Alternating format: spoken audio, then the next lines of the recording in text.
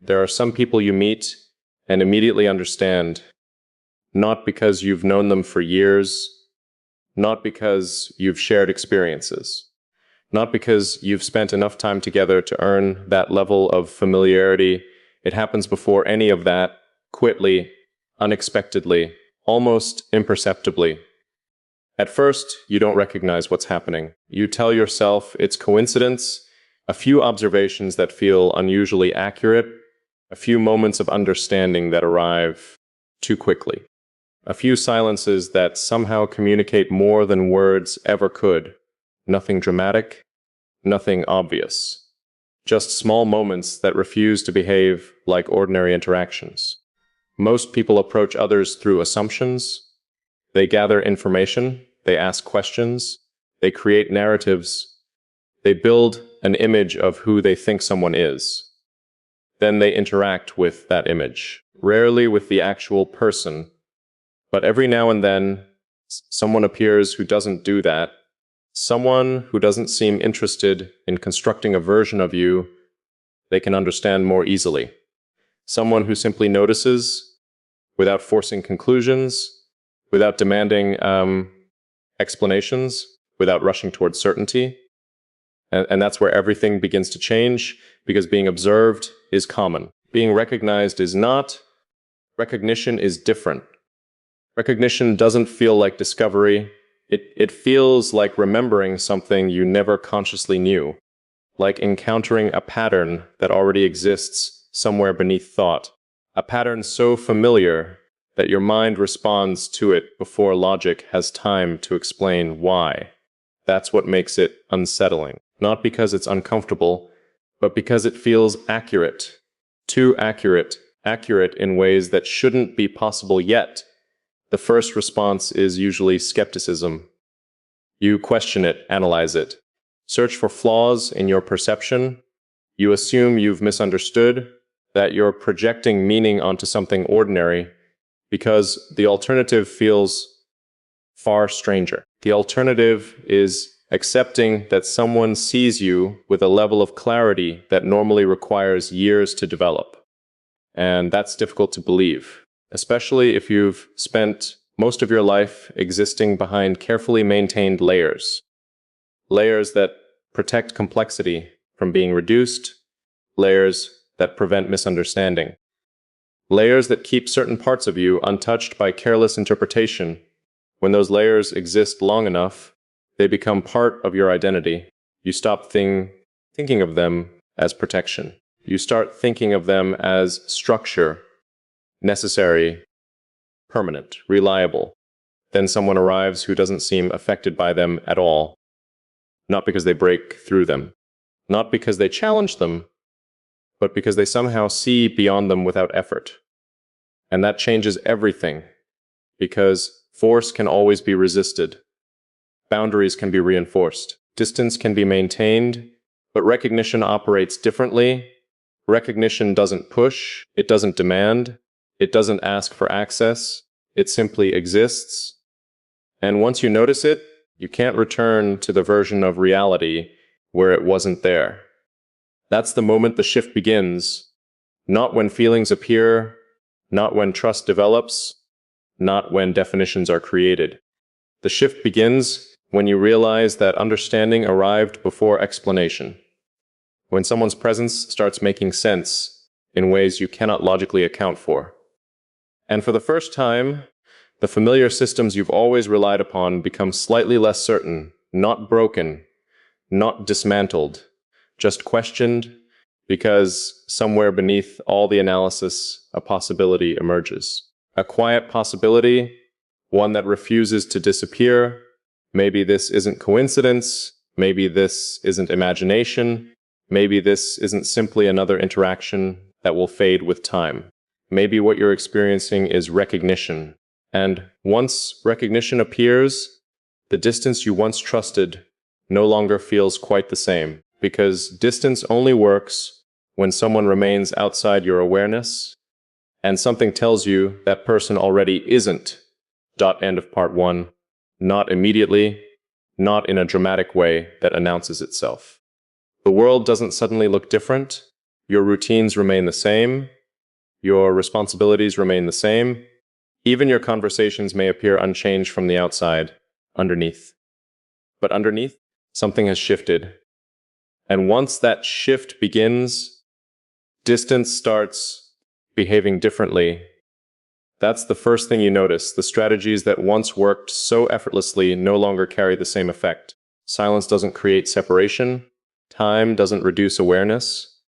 Distraction doesn't fully redirect attention. Nothing disappears. It simply settles deeper. At first, you try to explain it. You tell yourself that you're overthinking, that you've become unusually focused on someone for reasons that will eventually reveal themselves. A temporary curiosity, a passing fascination, something that will naturally fade once enough time passes. But time passes, and it doesn't fade. Instead, it becomes clearer, more precise, like an image slowly coming into focus, not louder, not more emotional, just more impossible to dismiss. That's when you begin noticing the smaller changes, the ones that happen quietly enough to avoid detection. You start pausing differently, listening differently, observing differently. Certain thoughts feel incomplete until viewed from a perspective that somehow now includes them.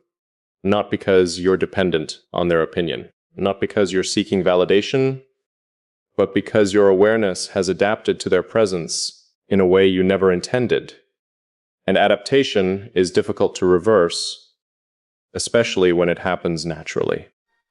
The strange thing about meaningful connections is that they rarely announce their importance.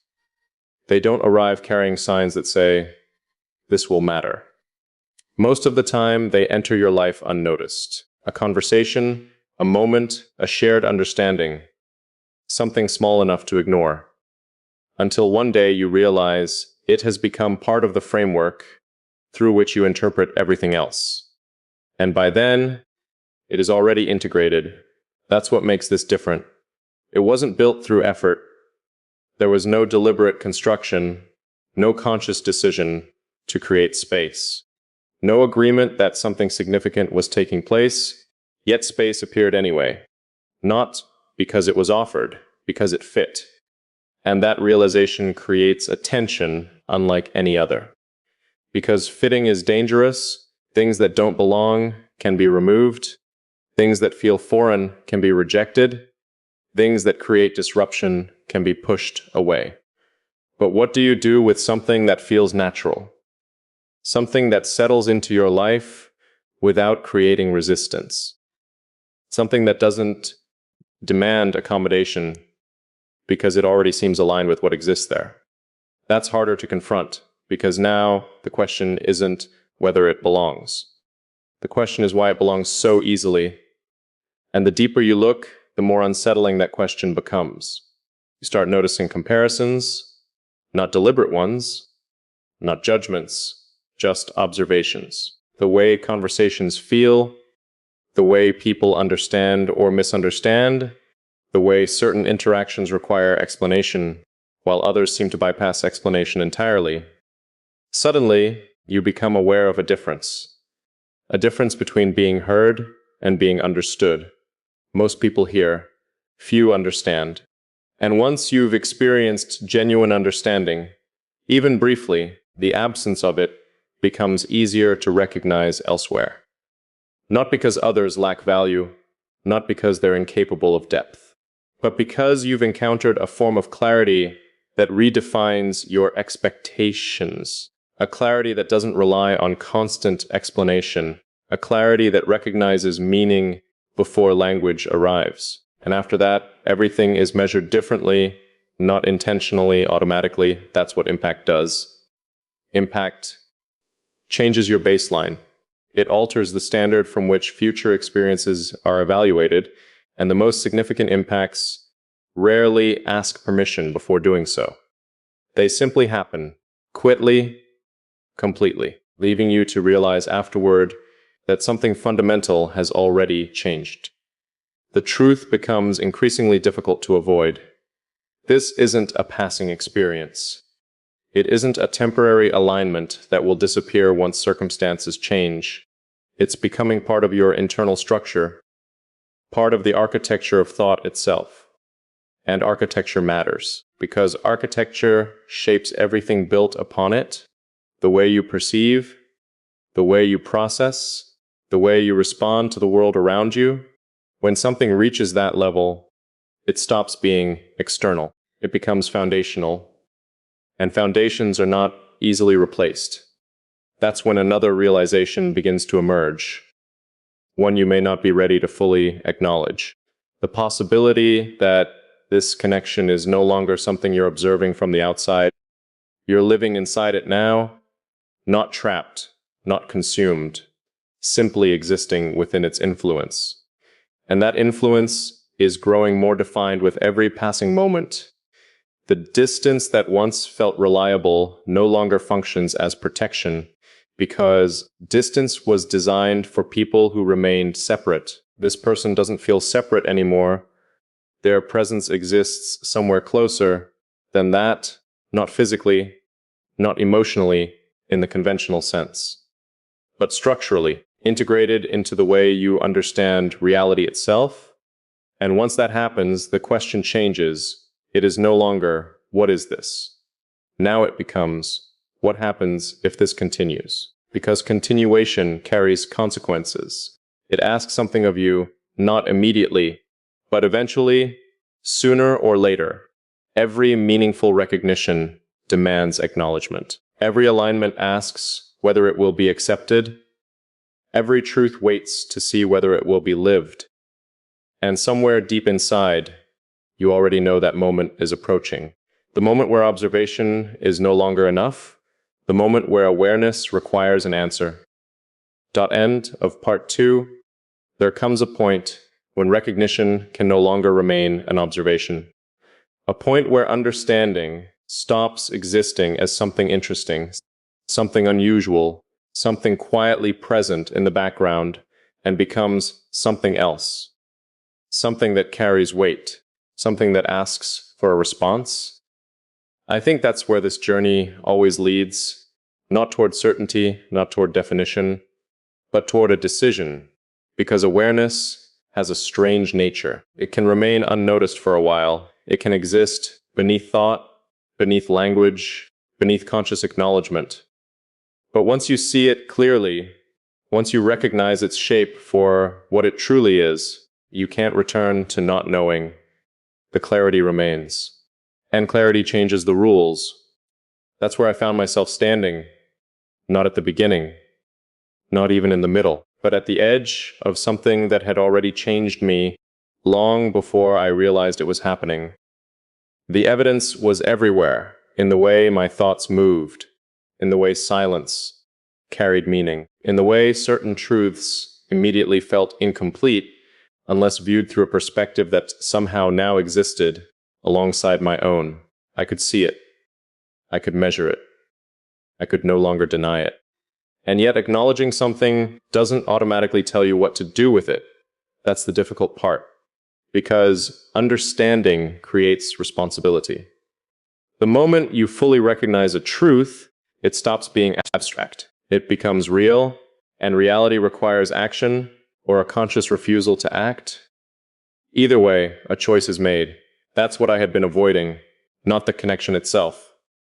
The choice. Because choices have consequences. The moment you acknowledge that someone matters, you also acknowledge the possibility of change, the possibility of risk, the possibility that your life will no longer remain arranged exactly as it was before. And for someone who has spent years maintaining structure, that realization is not small. Structure provides certainty, predictability, control.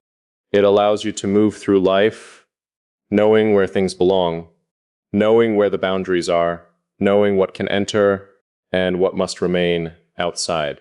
But every meaningful transformation begins when something arrives that doesn't fit the existing structure, not because it's disruptive, because it's necessary. At first, that necessity is difficult to recognize. It feels inconvenient, unsettling, unexpected, something that asks questions you weren't planning to answer. Yet the longer it remains, the more obvious its purpose becomes. It isn't there to destroy what exists, it's there to expand it. And expansion is different from disruption. Disruption creates chaos. Expansion creates capacity. One takes away, the other makes room. That's what I finally began to understand. This wasn't asking me to become someone else. It wasn't demanding that I abandon the person I had carefully built myself into. It wasn't threatening my identity. It was revealing dimensions of it that had never been activated before. And that's a completely different experience because growth rarely feels like becoming someone new. More often, it feels like becoming more completely yourself. Like discovering rooms within your own mind that have always existed but remained unopened. Rooms you never entered because nothing required them. Nothing called them into use. Until now. And perhaps that's why this feels so significant. Not because someone entered my life. People enter and leave all the time. Not because someone understood me. Understanding, while rare, is still possible. What makes this different is that it changed the framework itself. It altered the way I relate to my own awareness, to my own perception, to my own understanding of connection. And once something changes at that level, there is no simple return. Not because you're trapped. Because you've evolved, you cannot unknow what you know. You cannot unsee what you've seen. You cannot return to an earlier version of yourself after becoming aware of something that fundamentally expands your perspective. The question is no longer whether the change happened. The change already happened. The question is whether you'll honor it, whether you'll allow it to become part of your life instead of something you keep examining from a distance. Because there is a limit to observation, a limit to analysis, a limit to standing outside your own experience, trying to understand it before you live it. Eventually, life asks for participation. Eventually, truth asks for embodiment.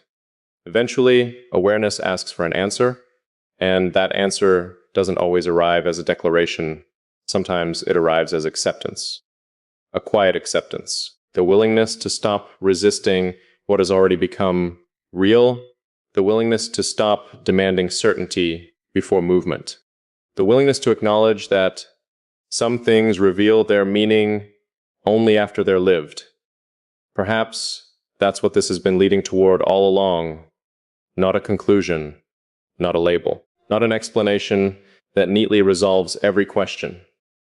But acceptance, the acceptance that some connections arrive without permission. Some understandings appear without effort. Some alignments emerge without being planned, and their value is not determined by how easily they can be explained. Their value is determined by what they awaken, what they reveal, what they make possible. Looking back now, I realize the decision was never really about whether this mattered. It mattered from the moment I noticed it. The real decision was whether I would allow myself to admit that, whether I would stop standing at the edge of recognition and step fully into it, whether I would trust what had already proven itself through consistency, clarity, and presence. And maybe that's the answer, not certainty. Trust. Trusting what remains when every attempt to dismiss it fails. Trusting what continues when distance no longer changes anything.